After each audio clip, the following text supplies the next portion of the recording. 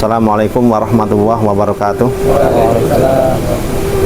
Alhamdulillahirabbil alamin, na'maduhu wa nasta'inuhu wa nastaghfiruh wa na'udzu billahi min shururi anfusina wa min sayyiati a'malina, may yahdihillahu fala mudhillalah wa may yudlilhu fala hadiyalah. Asyhadu an la ilaha illallah wa asyhadu anna Muhammadan abduhu wa rasuluhu la nabiyya ba'da. Fa ya ayyuhan nas ittaqullaha haqqa tuqatih wa la tamutunna illa wa antum muslimun. Ya ayyuhalladzina amanu taqullaha wa qulu qawlan sadidah yuslih lakum a'malakum wa yaghfir lakum dzunubakum wa may yuti'illaha wa rasulahu faqad faza fawzan adzima.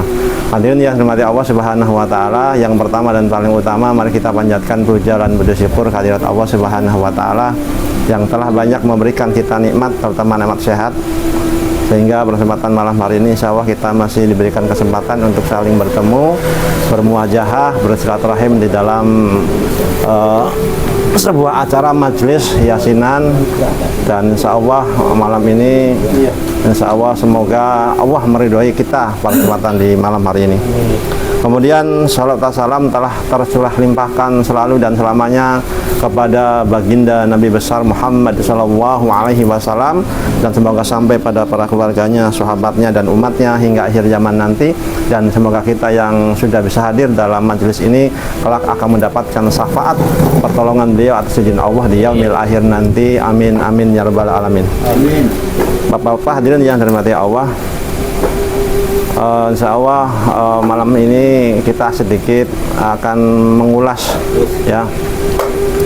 Jadi Quran itu kan sebagai petunjuk bagi manusia ya.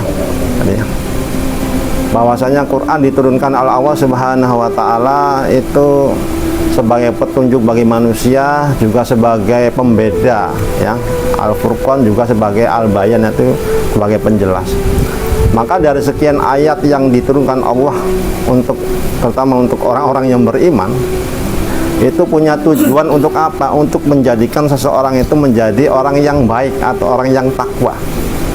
Ya, dalam surat Al-Baqarah juga dikatakan bahwa orang yang takwa itu ya punya ciri-ciri bahwasanya mereka yang beriman kepada yang gaib, kan itu ya. Nah, kemudian dalam ayat-ayat yang lain di dalam surah Al-Imran ya, ayat 133 dan 134, bahwa Allah mengatakan bahwasanya indikator atau ciri-ciri orang yang bertakwa itu adalah dikatakan di sana, yang pertama itu adalah apa? Alladzina yunfikuna fisarra'i wadara'i.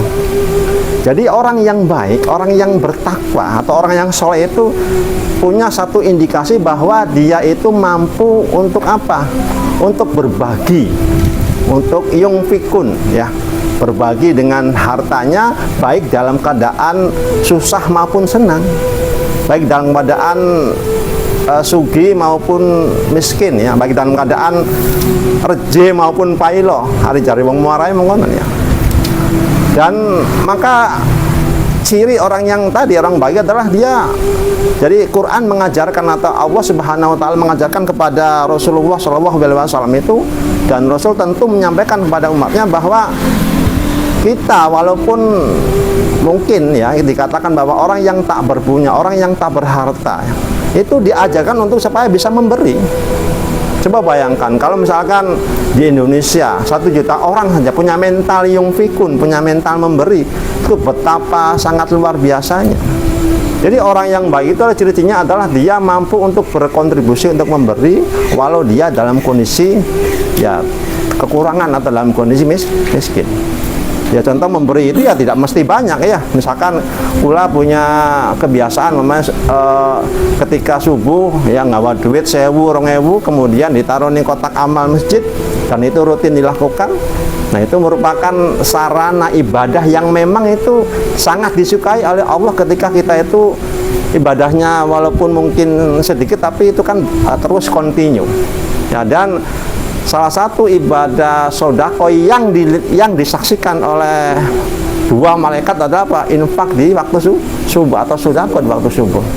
Nah, ini sangat luar biasa. Ini motivasi buat kita. Jadi orang yang bertakwa itu, orang yang soleh, orang yang baik itu adalah ciri-cirinya tadi ya, alladzina yunfikuna fisarra'i wadara'i.